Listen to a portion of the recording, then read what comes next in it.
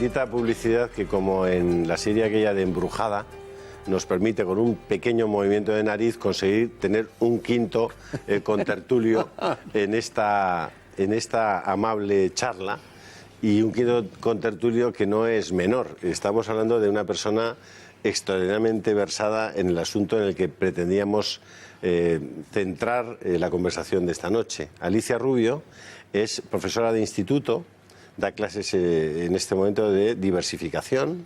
Sí, bueno, sí, de lo que me dejan, de lo que puedo. De lo que puede, da clases de lo que puede, y lo que no ha podido es que ninguna editorial le publicara su último libro, al que ha tenido que recurrir a la autoedición, que se titula Cuando nos persiguieron por ser mujeres, nos prohibieron ser mujeres y os persiguieron por ser hombres, ¿no? Sí. Bueno, yo creo que empezar con que nos cuentes qué rayos es un libro con ese título tan atractivo, pues podemos tener, ¿no? Bueno, pues es la constatación de lo que todos estamos viendo. Es decir, que a las mujeres nos prohíben ser mujeres, un feminismo completamente desquiciado, un feminismo que niega sus bases biológicas, que trata de crear una nueva mujer que muchas no queremos ni podemos ser. Y, desde luego, la persecución a la masculinidad, que es evidente en las legislaciones en las que se les quita derechos a los hombres por el hecho de serlo. Y luego, a partir de ahí, ya empezar a tirar del hilo y a descubrir todo lo que es esta locura, esta especie de guerra de sexos en la que nos han metido y que no tiene ningún sentido. Bueno, no nos dirán ustedes que no ha valido la pena incorporar a doña Alicia, porque ya con este preámbulo... Porque además le pasa se nos abre el apetito. Ha presentado el libro en ¿cuántos sitios, Alicia? Pues en 7 u 8. Sí, en unos cuantos sitios y me vetan. Pero vamos, lo de vetar, que yo aprovecho este foro público para decir que las personas a las que se les hagan coacciones para vetar el derecho a la libre expresión se nieguen. Eso está sucediendo con más gente. O sea, a mí me han vetado las feministas, me ha vetado Podemos, me ha vetado el PSOE y me ha vetado la CNT, que yo no sabía, yo creía que eso ya pues, casi era una cosa residual. Pues parece que hay una CNT rediviva que se dedica pues a hacer de comisario político y de inquisidor. ¿Pero usted tiene una página en Facebook? No tengo una página en Facebook, la verdad. Bueno, tengo una página particular, una cuenta tengo en Twitter. Una cuenta en Twitter. Sí. Y si ustedes quieren adquirir el libro de doña Alicia, pues entran en Amazon. En Amazon, sí. Ponen Alicia Rubio, cuando nos persiguieron por ser mujeres y os persiguieron por ser hombres, y pueden adquirir el libro. Sí, de hecho... Ojalá lo hagan, porque... Alicia no lo cuenta, pero cada vez que ha presentado un libro le han montado un escrache intentando impedir que abriera la boca. Bueno, ha habido de todo. Que no se trata solo de un veto a un organizador de un acto y tal, cosa que además también ha pasado, y más de una vez ha tenido que irse a un hotel porque en tal centro cultural resultó que le dijeron que sí y luego resultó que le dijeron que no, etcétera, etcétera. Es que es una especie de viacrucis bibliográfico curiosísimo, que sobre todo en una democracia es que... el libro, sitio donde le montan la mundial.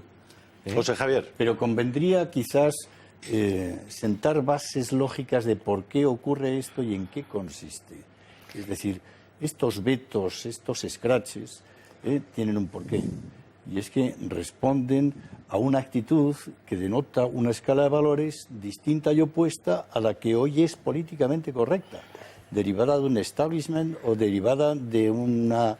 Yo no entro en tesis conspiranoicas sobre digamos, la ideología en el mundo actual, pero me parece evidente, como jurista, que se está produciendo una introducción que además no responde a una base social amplia, sino a una determinación muy concreta de introducir determinados valores o determinada desvalorización de los valores tradicionales en los que nos hemos criado seguramente. Vamos a empezar. Seguimos los 5, como Enid Blyton. Alicia, tienes la palabra.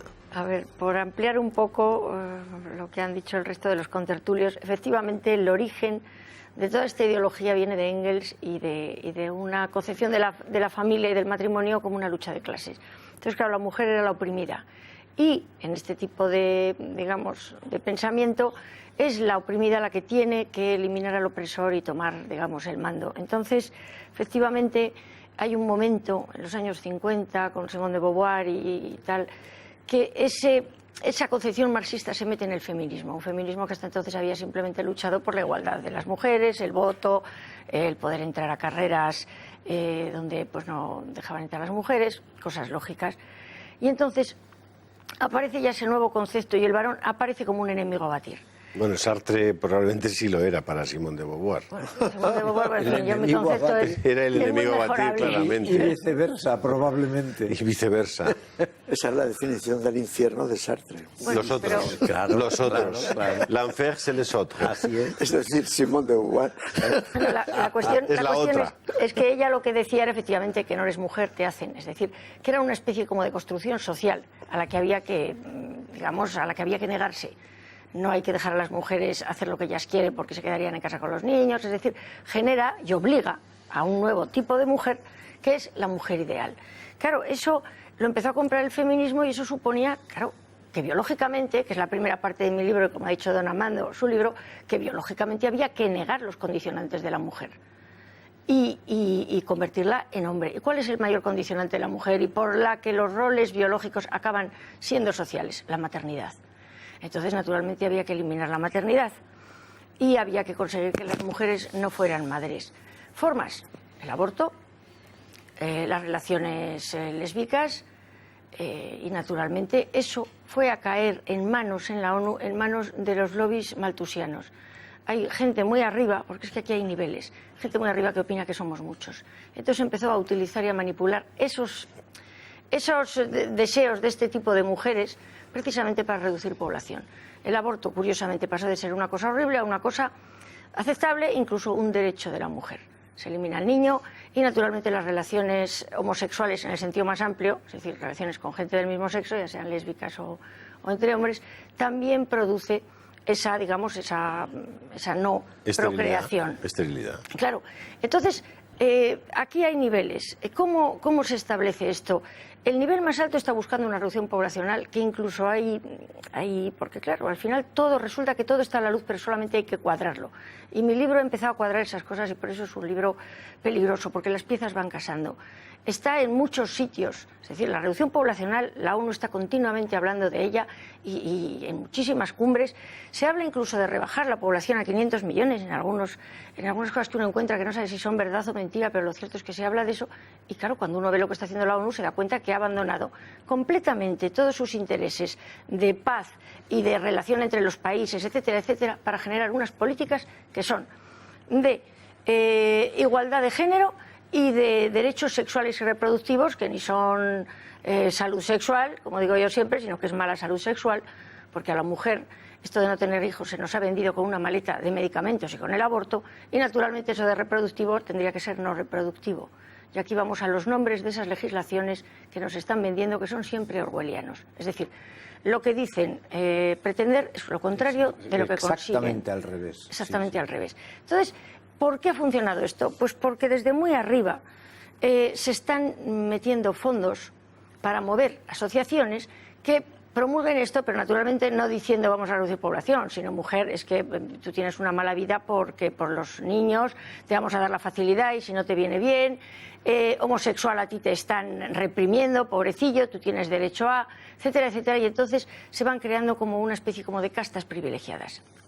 Esas castas privilegiadas se forman legislaciones para que puedan exigir dinero. Y entonces, en el momento en que hay dinero, ya hay unos colectivos capaces, en fin, de sacarle los ojos al que esté dispuesto a quitarle esos derechos y esos privilegios.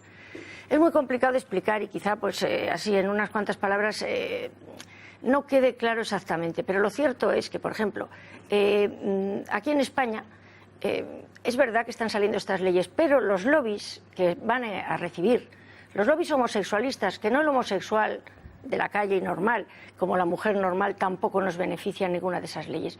Esos lobbies que van a recibir todo el dinero, los homosexualistas todavía no están montados del todo. Sin embargo, los lobbies feministas sí.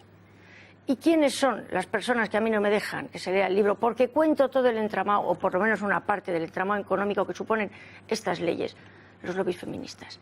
las leyes que han sacado ahora efectivamente establecen todos los mecanismos necesarios para crear una serie de lobbies que reciban un montón de dinero público, porque la forma en la que se establece esto es, primero llegan colectivos que traen dinero de fuera, y por eso tiene tantísimo poder.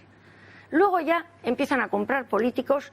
Hay muchos políticos que no son comprados, sino gente que lo que ha comprado es la parte buenista de esta idea. Yo no digo que todos estén comprados de ninguna manera, sino que hay mucho dinero para mover esto. Y en el momento en el que eso ya se pone en marcha, ya no se necesita dinero de fuera, es dinero público, de nuestros propios bolsillos, el que nos hace pagar todas estas locuras.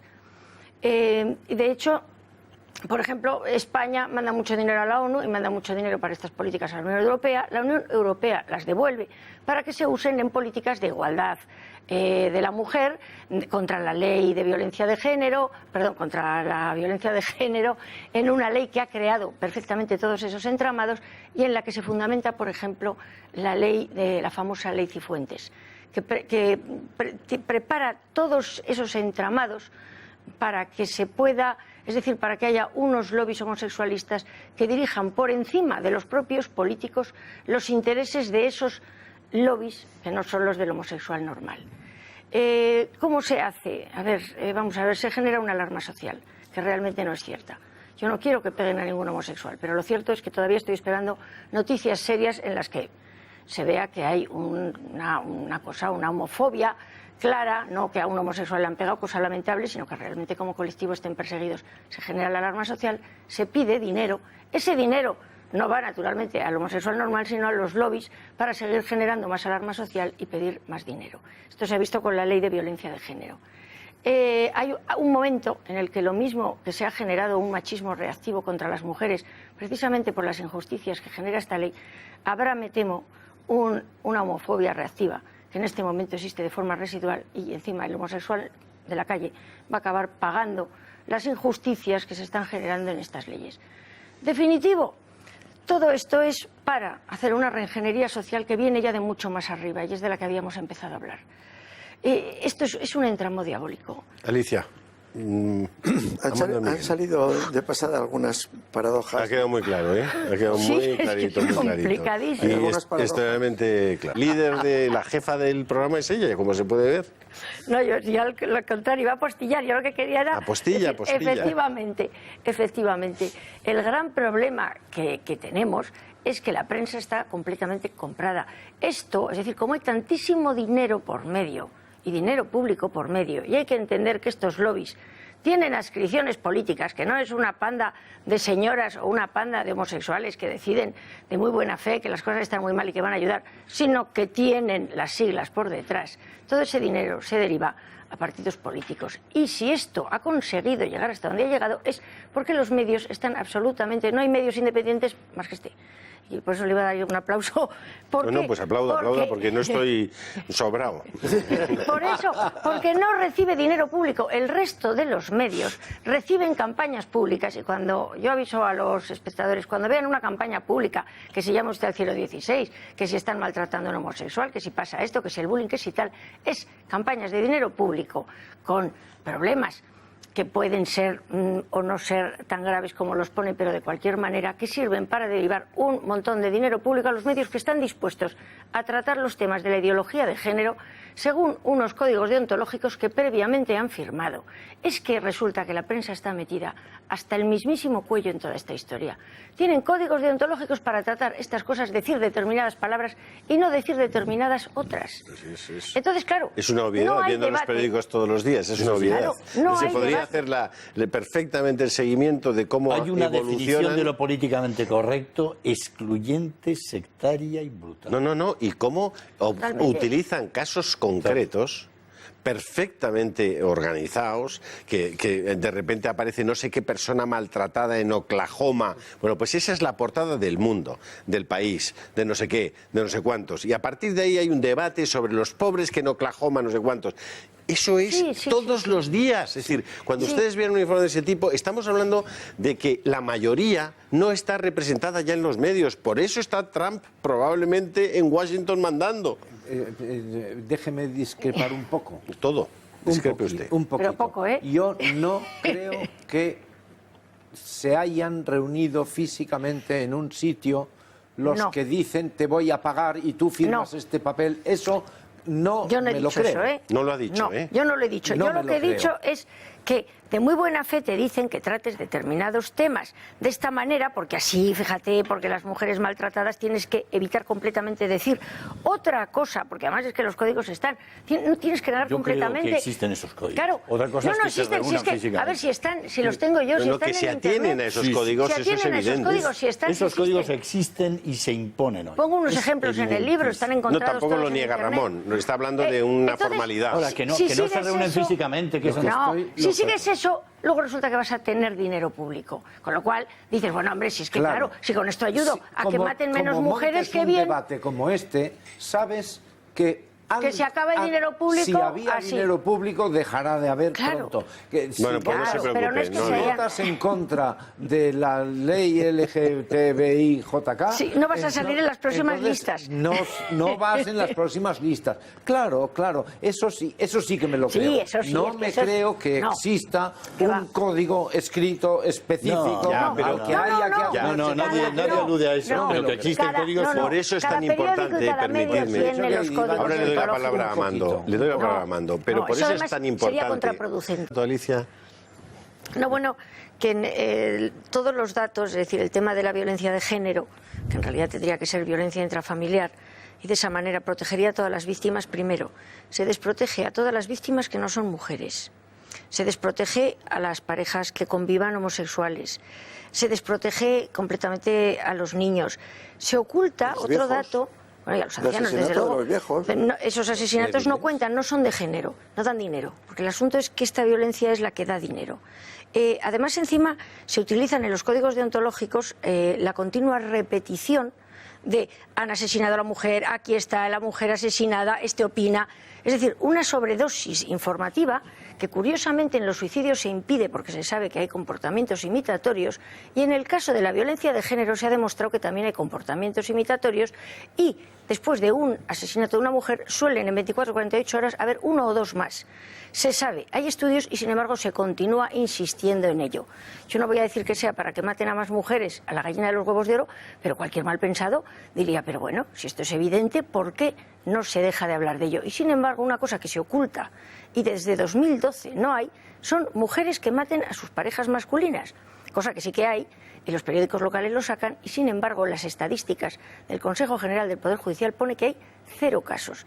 Todas estas cosas dan lugar a pensar, para cualquier persona, ni siquiera mal pensada, dan lugar a pensar que ahí hay algo, porque cuando se ocultan cosas, alguna razón habrá. Yo no sé por qué no tenemos que saber cómo hasta hace un montón de años hemos sabido que aproximadamente de cada 100 personas que mueren, un porcentaje, 100 personas que mueren dentro del ámbito familiar de pareja, un 60% aproximadamente son mujeres y un 40% son hombres. Las mujeres somos asesinas. Sin embargo, se oculta. Es decir, hay una cantidad de mentiras. Otra de las cosas que no se puede decir en ninguna parte es que hay denuncias falsas. No existen. Sin embargo, hay un porcentaje, alrededor del 80%, de hombres que salen, es decir, que las denuncias son sobreseídas o salen absueltos. Y se oculta. Y solo se habla de un porcentaje, un ínfimo porcentaje del 0,1%, 0,01%, da igual, que resulta que son cuando la persona, el hombre, sale absuelto, denuncia a su vez a la mujer para que sea denuncia falsa. Entonces, todos esos porcentajes de denuncias sobreseídas o inocentes son en realidad denuncias posiblemente falsas. Y sin embargo, al hombre, como no tiene presunción de inocencia, se dice que es un culpable no demostrado. En un caso nunca visto, o sea, de vulneración de los derechos fundamentales. Es todo tan falso que el problema es que cuando se cuenta, cualquier persona con un poquito de raciocinio le entra la duda. Y por eso no permiten decir nada. De hecho, de todas las cosas que cuento en el libro, ni es machista, ni es homófobo, ni es nada más que dice la verdad, por la que más se me persigue es por esta, por la parte de violencia de género. Ya digo que es porque en este momento es el entramado que más dinero mueve. O sea, es terrorífico. Hablando de los porcentajes, parece ser, yo siempre había oído el porcentaje del 10% de población homosexual, parece ser que sale del informe Kingsley, que se habló de ese porcentaje, y es un informe Está que... desmentido, pero bueno, ya decenas de veces, hasta se ha desmentido, hasta que se bueno, aburrieron de desmentir. pero al final se ha, digamos que se ha Impuesto. puesto de alguna forma. Incluso ahora hay colectivos que ya hablan de un 16 y de un 20%. Claro. A ver, efectivamente hay un afán de aumentar, precisamente porque en teoría estas relaciones no son reproductivas, o desde luego tienden menos a ser reproductivas que las heterosexuales, pero que efectivamente se amplía, y a los menores se trata de que hagan prácticas homosexuales con toda naturalidad, y que incluso lo elijan, y probablemente es precisamente por esa reducción poblacional. A los chavales se les dice, en los cursos que yo he visto dentro del aula de violencia de género, que las relaciones heterosexuales son tremendamente conflictivas, porque los varones son violentos y se generan en los varones. ¿Las relaciones heterosexuales? Sí, claro. A ver, Los colegios de en los niños, colegios... de las niños. violentas. A ver, vamos a ver, esto es lo que se les dice a los críos. Claro, Es si decir, son 2 hombres, no. eso lo dejan... Es que eso, a serán ver, más violentas, ¿no? No, exactamente. No, es que son Vamos a- Doblemente a ver, violentas. Yo estoy hablando lo Oye, que yo, veo si me permitís, dentro de la es objetivo, En ¿no? el mejor de los escenarios de que nazca, le han hurtado ya el entorno al que tiene derecho. Pero supongamos, Alicia, su generación. que viene No le con han síndrome, preguntado. que viene con síndrome de Down la criatura. Vamos a ver, si es que los vientres de alquiler, al fin y al cabo, el primer engaño es que es para parejas, sobre todo para parejas heterosexuales que no pueden tener niños. Son casos minoritarios completamente. Esto es para las parejas estériles al 100% por naturaleza, que son los homosexuales. De hecho, ya ha habido un par de ferias de vientres de alquiler aquí en Madrid, y la proporción, es decir, lo que iban era todo parejas de hombres, que es a los que les interesa este negocio. Y de hecho, los partidos que están defendiendo esto son los que tienen el lobby homosexualista más potente, mientras que los que están en contra son los que tienen el lobby feminista más potente, porque las feministas han decidido que efectivamente esto cosifica a la mujer. Discúlpame, pero las parejas homosexuales no pueden ser estériles, porque solo puede ser eso estéril digo, a ver, aquello que puede me ser refiero- fértil. Esta por zona eso, no es le he estéril. dicho, a ver, sí, le he dicho que son estériles, Eso es otra son cosa. infecundas por naturaleza y lo necesitan. Pero no Entonces, estériles. ¿qué se produce? Se produce... Vamos, lo digo para no confundirnos sí, a bueno, nosotros lo he dicho mismos. irónicamente, quiero decir, son efectivamente no pueden de ninguna Muy manera. Entonces está hecho exactamente para esas circunstancias. Y los partidos que lo defienden son los que tienen esos lobbies más potentes. Y esto lo digo para que la gente vaya atando cabos. Cosifica a la mujer y cosifica al niño. El interés del menor es cero, porque es la pareja la que quiere un niño, no el niño el que necesita un padre y una Pero madre o una familia.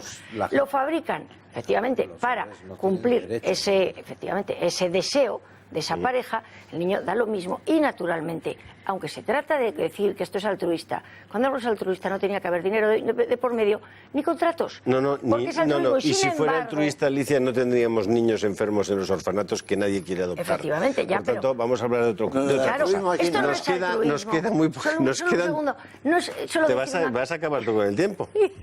Oye, No que es has llegado la última. que este tema, Por eso. yo pertenezco a una asociación que lucha mucho En el fondo contra hay una ello. idea aquí. Trata de todos, porque aquí no se trata de ir contra nadie, sino más bien al contrario, de practicar la defensa de todos aquellos que menos posibilidades de ser defendidos tienen en nuestra sociedad.